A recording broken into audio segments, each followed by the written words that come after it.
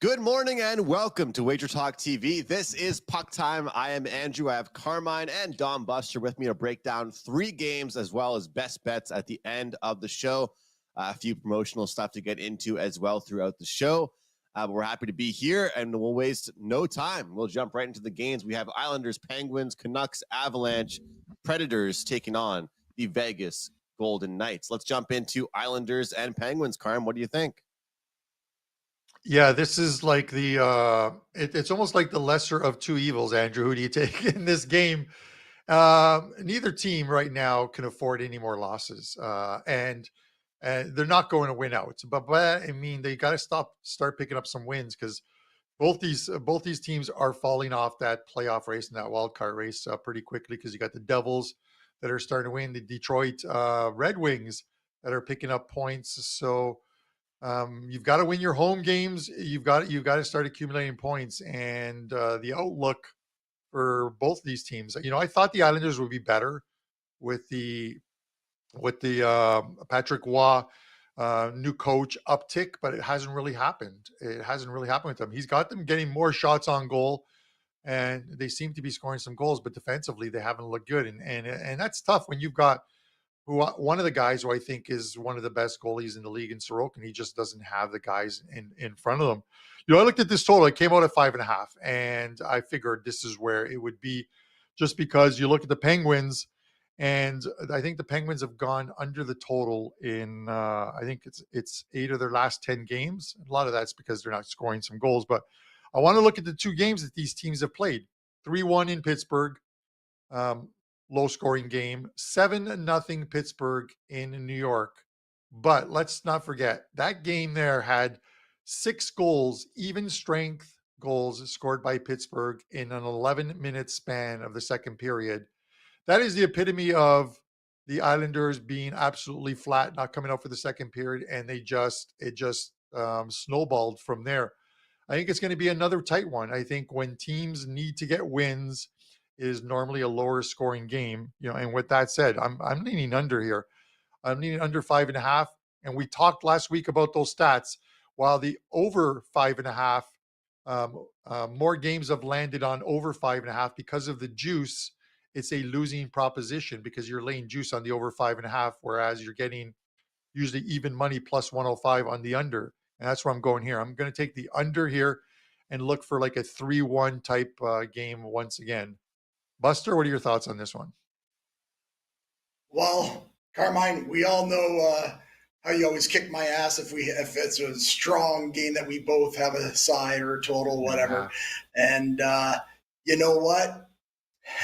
I'm going to be against you on that total. But first, I'll break down the side. Like you kind of led up to it first. Who's going to give up the third period lead today? Because both these teams tend to do that a lot. I think this is just a super tough side to pick, that's for sure, especially Pittsburgh laying 140. And that was just a terrible loss for the Islanders in that Stadium Series. Or what, they were up 4-1, they were up 5-3 with maybe 4 minutes left, and you lose that lead. I thought actually Patrick Waugh was supposed to be there to stop that from happening, because that was happening to the Islanders all year. And talking about losing third period leads, Pittsburgh had a 1-0 lead. They lose 2-1. LA scores a couple of goals. Kempe, a couple of goals. Boom, they lose that one. So, but you're right. The Penguins have won the first 2 games of the series, 3-1 and 7-0. But Pittsburgh's also 1-4 their last 5 games. The Islanders 2-6 in the last 8. Patrick Waugh might be the only coach that hasn't actually helped the club this year when they've hired a new coach, which is kind of sad for him and for the Islander fans. That's for sure. So I'll tell you right now, on this side here, it's a huge pass. That's for sure. I want no part of this because you can't trust either team. That's for sure. Now I will talk on why I like the over 5.5. Actually had the Islanders in that Stadium Series over 5.5. And I've been playing this last week. The overs have gone over that 5.5 a lot. I think the only game in the last 5, maybe 6 games has been that Vegas game last night was 5.5. Carolina was 5.5. It went over. The Vegas game went under. That might have been the only one. Now, between these clubs, 7 of the last 8 have gone over 5.5. And that's key, over the 5.5. And in that 3-1 game, yes, you see that score 3-1 and you go, oh, okay, that was this year, 3-1. But that total was actually in some spots at 6.5. That, so you're getting some great line value here. And oh yeah, between the two clubs, I wrote down some notes. I always write notes about games. Well, that game was played like a pond hockey game. They had 76 combined shots on goal and well over 100. So these guys play wide open for whatever reason. So when I see a 5.5, the way the 5.5s have been going over of late, I like this game over. And I'm going to just go back. I had from yesterday as well. Vancouver, Minnesota, the last game they played was 2-1. And I put in my notes, play over. That was a massive pond hockey game. So now they played yesterday. I took it over for my clients. Not saying this game's going to be 10-7, but you can see the way these teams play. And that's why I keep notes. I try to keep notes. And in this game, again, seems like these guys will go after each other. Patrick Wall wants to play more offensively. Pittsburgh has gone under a lot. They need to play more offensively. They need to score goals. Give us it over 5.5.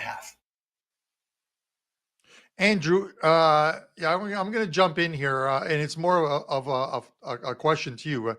At the beginning of the season, we did the preview show, and we talked about the Islanders, and I think I said, I think the Islanders are going to make the playoffs this year.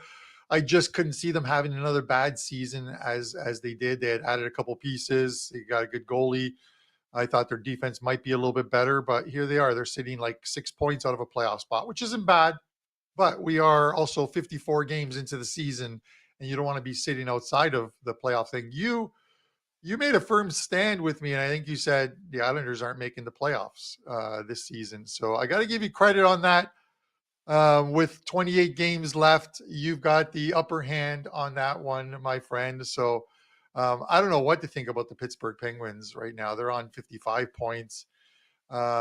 They play well in spurts. They're just not scoring. I'm not sure. There's something missing with that team right now. But the thing is, I feel better, Andrew, about maybe the Penguins rolling off 6 or 7 wins in a row like they did earlier in the season than I do the New York Islanders. Thoughts on either one of those? Carmine, I was thinking about that video we did the other day, man. Those season-long props that we gave out, I think they actually went pretty well. And I hope we do one of those again next year because that was fun to look ahead. I think I might do some of those for baseball next year. So I enjoyed that video. And, hey, there's still plenty of time. But that was pretty much the only head-to-head one we had. The whole entire video was you and I head-to-head with this one. But other than that, we were on the same page. Carmine, I was breaking down the numbers, looking at expected goals. When I can't really decide, I kind of go towards the analytics. And, we talk about both teams blowing leads, right? Guys, yesterday was unbelievable with blowing leads. I mean, if you had a lead yesterday, you pretty much lost the game. Unbelievable. And it carried through from Sunday as well. But looking at this one, New York Islanders since January 1st, 7th from the bottom as far as expected goals for. We got Pittsburgh about middle of the pack. So this Islanders team, I mean, it kind of reminds me of, bringing Patrick Waugh. It kind of reminds me of the Milwaukee Bucks bringing back Doc Rivers. I mean, is Patrick Waugh doing good things for this team right now? I mean, we know Doc Rivers hasn't really had a great run with the Bucks. What's the deal with these coaches being reduced, reused, and recycled if they're not going to actually bring anything new to the team? And I'm not coming here just to rip on Patrick Waugh. But what I am going to say is that this team, the underlying numbers, the advanced metrics guys tell us they haven't actually been a better team since he got hired. They haven't really changed who they are. But to your guys' point, do you really want to lay a price, minus 135, 140, with either of these teams? And that to me is the question. I don't. I really don't want. I don't want to lay a price with either one of these teams here. I think that what I'm going to do is actually look towards the first period money line because, you get that win draw, you get that two-way price, right? So if it's tied, you get the push here in this one. I just think that this Pittsburgh team, coming off their loss will play a little bit better than the Islanders coming off their loss. How many times do we even see them put up that offensive display that they did? And now, can they do it in back-to-back games? Can they put that many goals up? Can those guys that played so well for them offensively have a repeat performance of what they were able to do in that game against the Rangers? Because if you're on the New York Islanders bench and you're watching the first period, you see how well they played. You're shocked at how you ended up ending that game. I mean, the Rangers, I don't think any of us are surprised the Rangers are capable of putting up goals like that. But for the Islanders to score that many goals and to end up losing that game is really tough for them. Now they're going on the road against a really, motivated Pittsburgh team. And the thing is, these teams, guys, they blew leads recently, but one team blew a smaller lead than the other. I think Pittsburgh is still playing better defensive hockey than the Islanders. So that's why I lead to that side. I'm going to go with Pittsburgh two-way line on the money line. That way we'll take out the full game. First period play for me on the money line here, Carm. Sounds good, Andrew. Talking about like the Winter Classic or the outdoor game at MetLife Stadium, I take the same approach with pretty much every single outdoor game. Is I draw a line through it because the conditions for those outdoor games are they're brutal at times. You talk to the players and you see the players' interviews, and they talk about how the ice frosts over very quickly out there, and that's why they have so many stoppages. They get those people with the shovels out there and cleaning it up, slows down the ice surface. Getting 11 goals in a game outdoors, I was surprised with that one. And then I think the Devils one played at MetLife as well too, had 9 goals in that one, 6-3 final. Yeah. Into that one. So a bit of a surprise, but I draw line through those ones and try not to include them when I'm looking at a team's like last 5 games, last 10 games, last 15 games and capping, because I just think the elements play a part in the actual game itself. I will say they've gotten better though, Carm. Like as time has gone on, I remember when I was younger, like they had some harsh conditions. They've gotten a lot better. Really quick, Buster, we'll get your thoughts. When you were younger, how much younger do you need to be, dude? When you were younger. I've been watching hockey a long time. Yeah, I've been watching hockey a long time. Do you bet those games, Buster, or do you stay away from the outdoor games? I like to bet those games for sure. Like I say, I had the Islanders the over, and why I had that game over, because what has been better is the conditions of the ice. These guys have really got it right now, and that made to be very troublesome early when they first had these series. But now with the ice, that ice was perfect for the Philadelphia, New Jersey. So in my head right away, this is going to be really nice again. On that Sunday, it was a balmy 40 Fahrenheit. So that's a great weather to play for those guys. So those guys got 2 games that were in pretty good conditions. Not like when you played in Edmonton, I think it was like minus 25 or something that one year. That was crazy. Let's jump into probably the game of the night here, guys. One of the big games, at least here. And we've got mostly either 6.5s or 5.5s as the totals tonight. No 6s. We've got 6.5 total here, minus 150. Home favorites, Colorado Avalanche taking on the Vancouver Canucks. Buster, we'll get your thoughts first. What a lead that was that Vancouver had.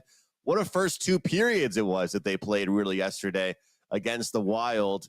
That was one of those games that you'd feel good if you were a team total better, which I'll say to people, if you're betting Vancouver games, I would bet their team totals because, they will blow some leads. And even in their losses, they do end up getting you 4 goals. But do you think they respond, Buster? It's a real tough team to go head-to-head against after a tough loss last night. Yeah, Andrew, I think they're in a real bad spot. We've got, like I said, a couple really good teams that are going to be in the playoffs. They're going to be making some noise there probably. But they are actually not – both of them are playing terrible, right? Vancouver gave up that lead, as you said. They had a 2-goal third period lead. And, they just look – that third period is just – it's one of those things that happens. It's an anomaly. It's not happening all the time. Obviously, that'll be the only time it might happen in 2 or 3 years. Who knows? But that was just an ugly third period. And that might carry over to this tonight, because now it's their 3rd game in 4 nights right? And it's a back-to-back. And now here's the thing. Do you want that team, the Vancouver team, who can score goals, who's very good? And now Demko will be a net tonight, so that could help. But you've got a Colorado team waiting who's been playing terrible, really, if you look at it. They're 2-5 in their last 7 games, and they struggled to beat Arizona the other night. So, you don't want to lay that kind of price with Colorado, that's for sure. And with Vancouver in the bad spot, I think either side, I would, of course, lean to Colorado because I think Vancouver could be just a little shell-shocked to get on that flight, and they also have to come to that altitude. We don't talk too much about Denver and the altitude, but, third game, 4 nights, I think Vancouver won't have their defensive legs with them. That's for sure. So as far as a side, lean Colorado, don't want it's too big of a price for me. What I do like is the total. I don't blame anyone for betting this over 6.5, although I believe the best play here is going to be the first period total. Over 1.5. I laid minus 150, 160 last night, about 2 a.m. I'm not sure where that line is right now. I actually gave it out to my clients. I like I really believe Colorado needs to come out and play right from the start. Bednar's probably told these guys, listen, we're playing like crap. We got lucky to beat not the best Arizona team by any means. And so I think they're going to come out with a purpose, especially when they have Vancouver wounded after that terrible game yesterday and then taking that flight. We all know Vancouver can score goals of the number 1 goal scoring team. I think you do see a little bit of a pond hockey game, or you might see Colorado score a few, get up 3-1 or so, and maybe even shut Vancouver down a bit. Like I say, don't blame anyone for taking the over 6.5. I like it over in the first period. And just a couple little notes, Colorado has gone over 5 of their last 6 games, and they played here in Colorado earlier, and it was a 5-2 Colorado win. No side for me. Give me the over in the first period. Looking for a fast start to this one. Busy team, the Vancouver Canucks and Colorado. I am certainly sure they're happy to be home, Carm, as it wasn't the best road trip as described by Buster. What do you think here tonight in this one, Carm? Yeah, the game against Arizona, their first game back off like a 6-game road trip where they went 1-5. It was the brutal road trip. The only game they won was against Washington in that one, and they allowed a lot of goals. It is tough. So the first game back, you get your legs at home ice. I think they're going to be a lot better tonight. The price is about right, and as is the total 6.5, and that's even with Demko and net. He's having just an absolutely phenomenal year, and even when he's not on his game and allows 3 or 4 goals, the Canucks scoring just bail him out. They haven't had to do that often this season. The one stat, if you look at the overs for these teams, is they are almost a mirror image of themselves. Colorado on the year, 34-21-1 to the over.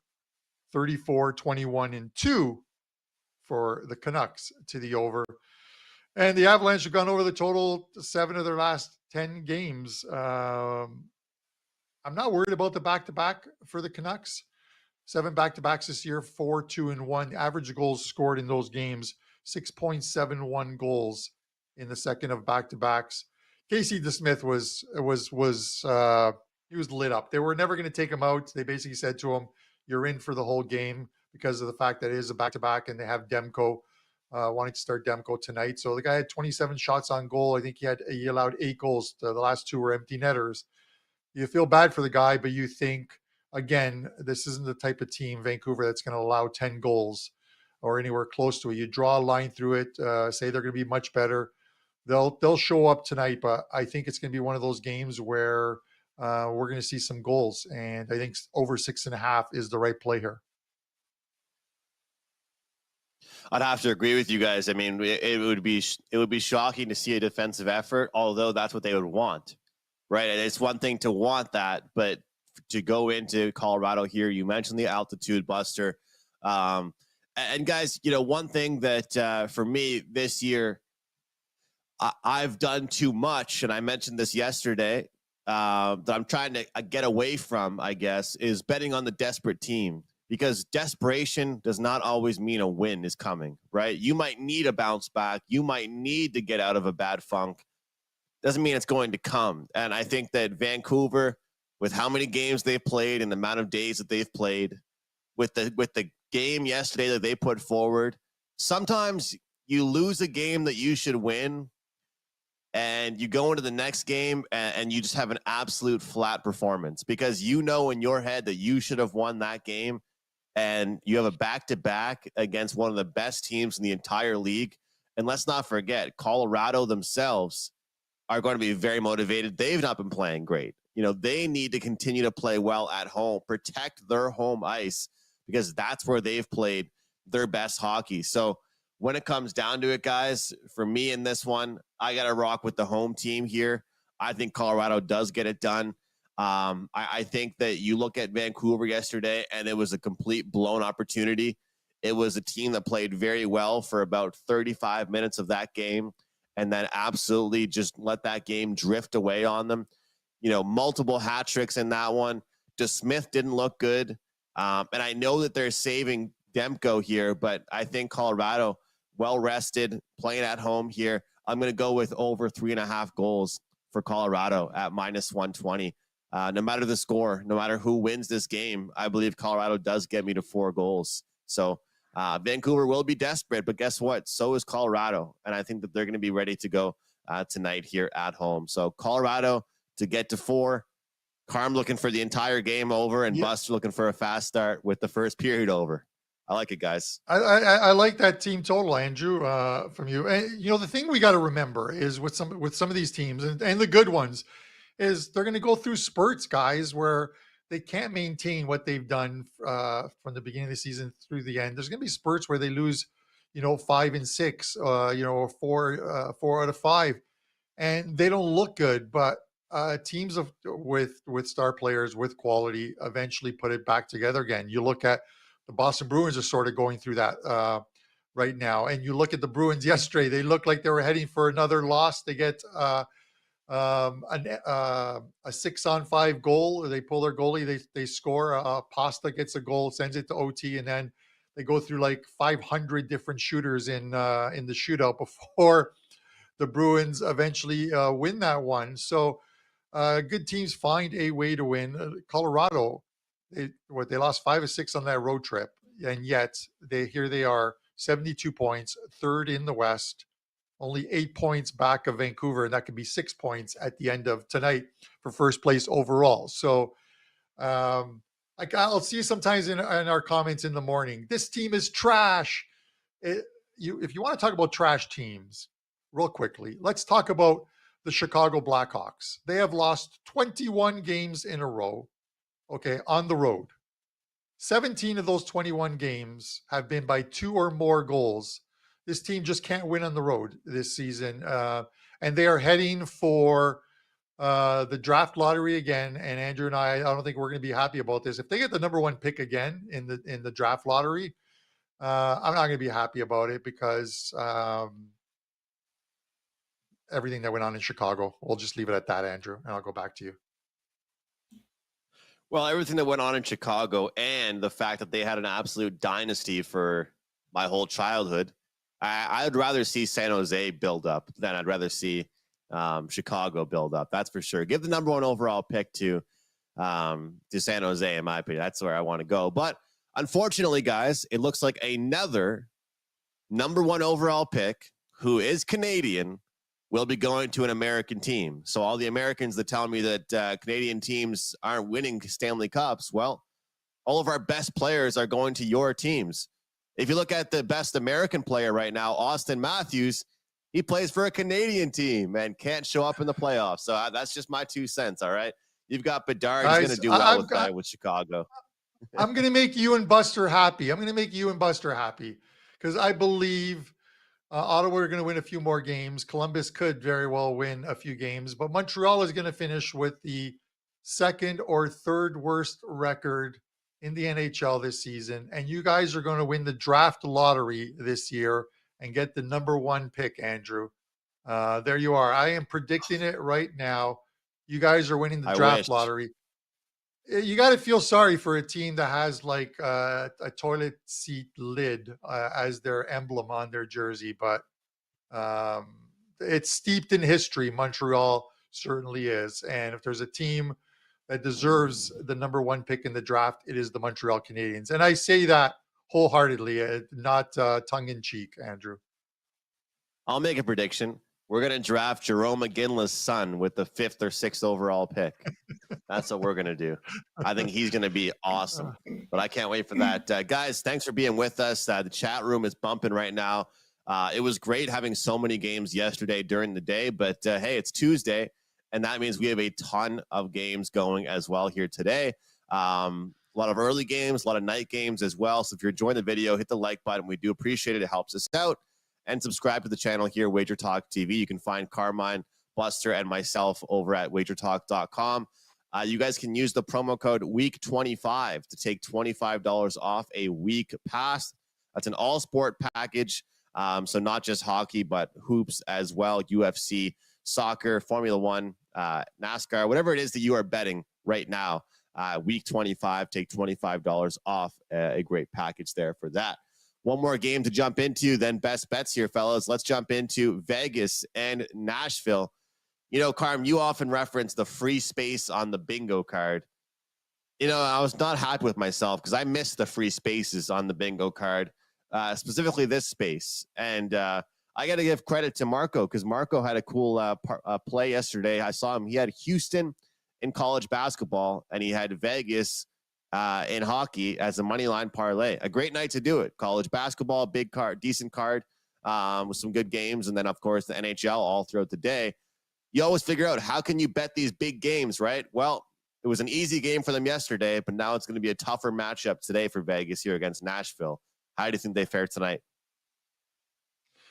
Yeah, that was a nice little parlay from Marco. If you're one of the guys, or if you're one of the bettors who had Houston on the point spread and watched that guy sink 2 free throws at the end of the game for Iowa State, not so happy to see Houston in that spot. But Andrew, going to this game here, Vegas played last night.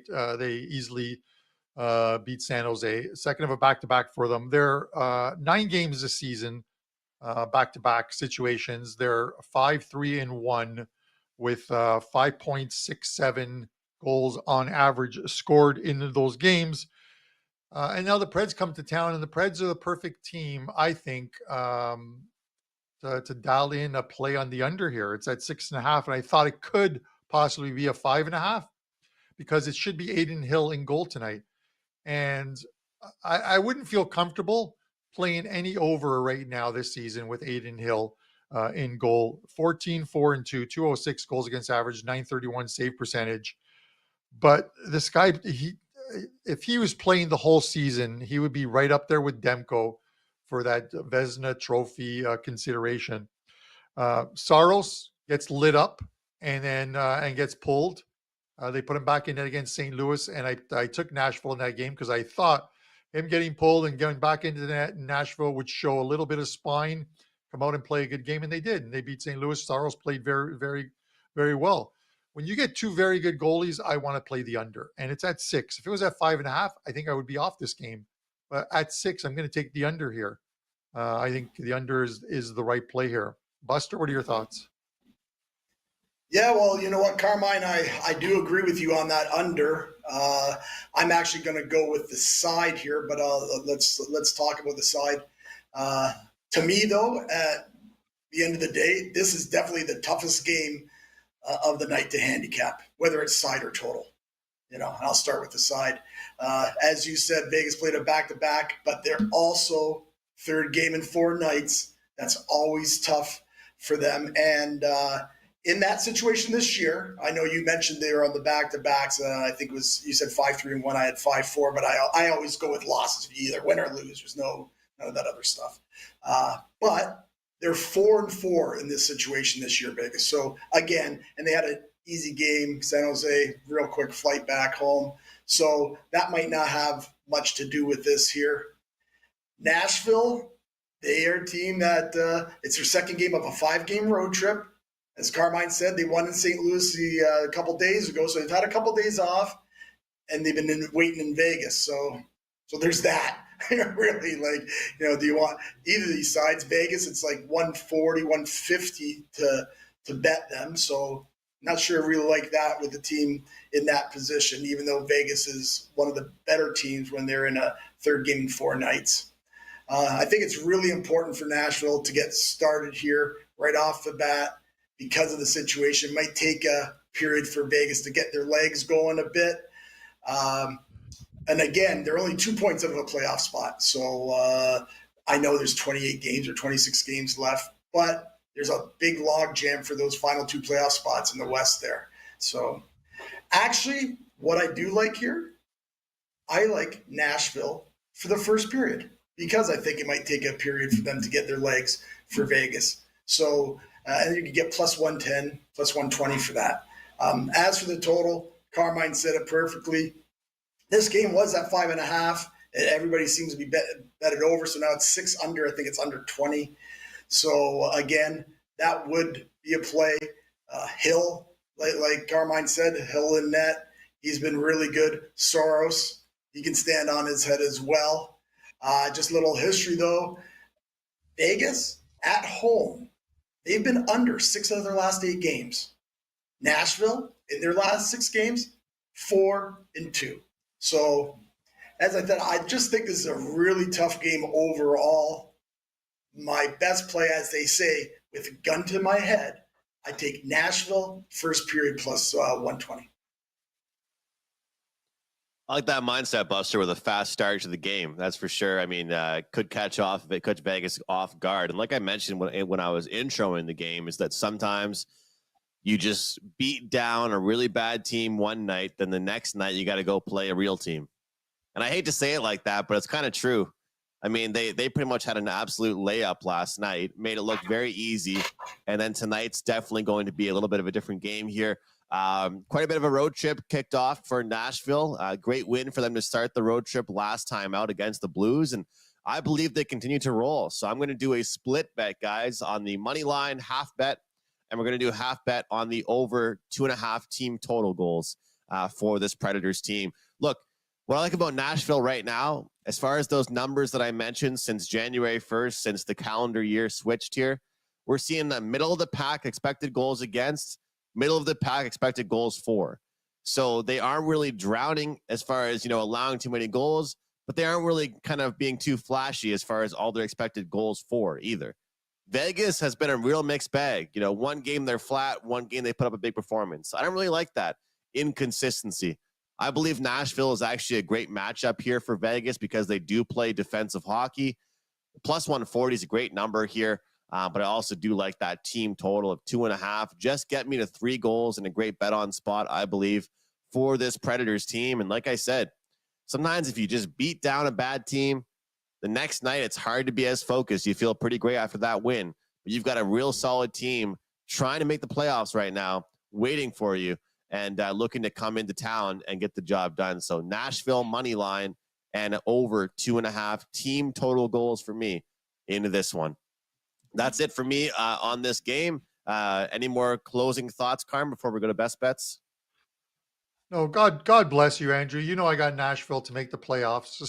So you're picking Nashville to win. God bless you, man. That's the support you get from a co-host. I really like you. Listen, guys, there were like a ton of games that we could have talked about today. I know it. We tried to narrow it down. We got the Rangers in Dallas. I have no opinion on that one.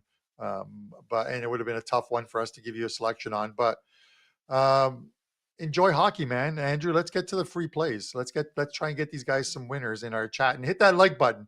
If we get to 100 likes, Prez is wearing something other than a salmon colored shirt tomorrow, like I said in the chat. So let's see him with a different colored t-shirt for once. Hit that like button and subscribe. Of course. If we get 100 likes, maybe Prez will talk about hockey the whole show. That's way too hard to establish. How refreshing. Yeah. Buster, let's start with you, brother. Living it up there in Mexico. What do you have for a best bet, and what do you have going on at WagerTalk? Yes, Andrew, thank you very much. Always appreciate you guys having me on here on Tuesdays. Uh, okay, I know this is a hockey show, but we have our first 5% college basketball game of the year going tonight. Our first one, we don't start up until all the conferences get going in January, and we didn't really have anything there. Been doing really, really well with our 5% college basketball plays, hitting 75%, 21, 7, and 1, our last 29 5% college basketball plays. You'll want to go over to the site.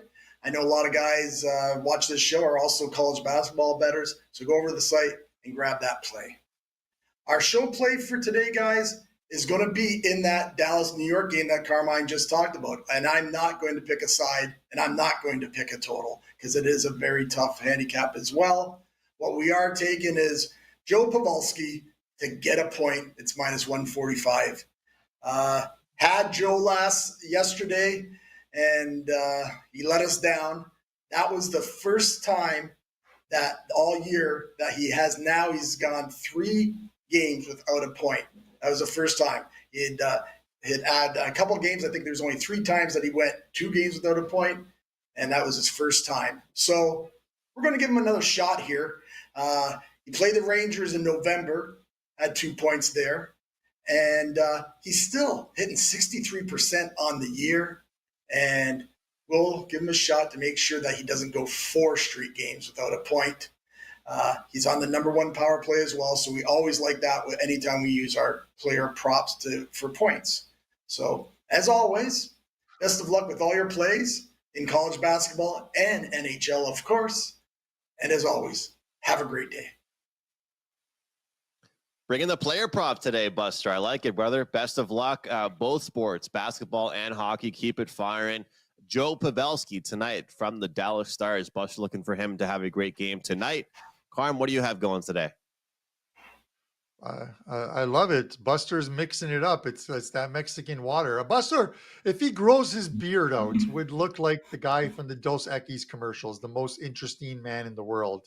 We need you to grow that beard out, Buster, because I think it would look absolutely phenomenal. We could have a segment, the most interesting guys, 3 plays of the night or something like that.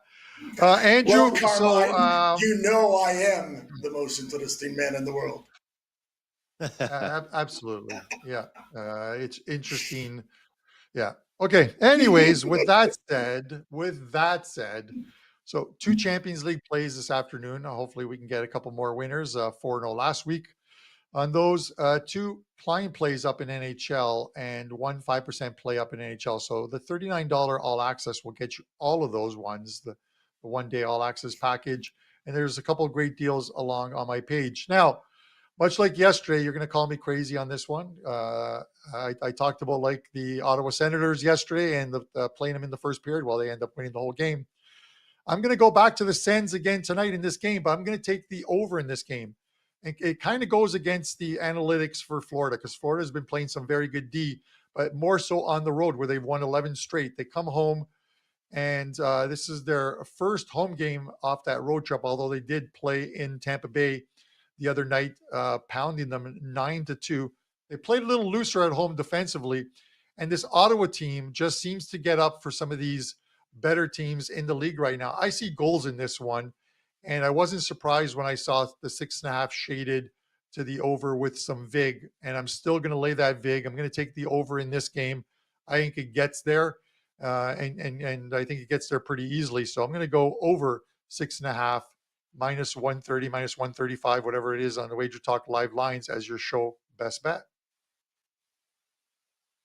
Carm, best of luck tonight, man, with your big play, multiple plays, and hope you cash that ticket. I'll be cheering you on with it, of course, with the free play as well. Guys, for me, I'm going to be involved in both hoops action and the NHL action tonight. We're going to go to best bet right away here. And guys, a lot of times I believe when a team should have won a game the night before and they had to play it back-to-back, they're going to want to get that revenge. They're going to want to bounce back, but it's not as easy as it sounds. The Dallas Stars, I believe, were the better team yesterday in Boston. The Dallas Stars should have won that game at TD Garden against the Boston Bruins. They didn't. And now they have the New York Rangers sitting there waiting for them. The Rangers coming off their comeback win against the Islanders. I think at MSG right now, with Jonathan Quick behind them in net with a great offensive core, the Rangers get the job done against the Dallas Stars here. Dallas Stars have been a much better home team than road team, similar to the Avalanche. So we'll see if that continues, and the Rangers hopefully get the best of them tonight for my best bet. Rangers money line -130. Thanks for watching, guys. That's Puck Time for Tuesday, February 20th. We'll see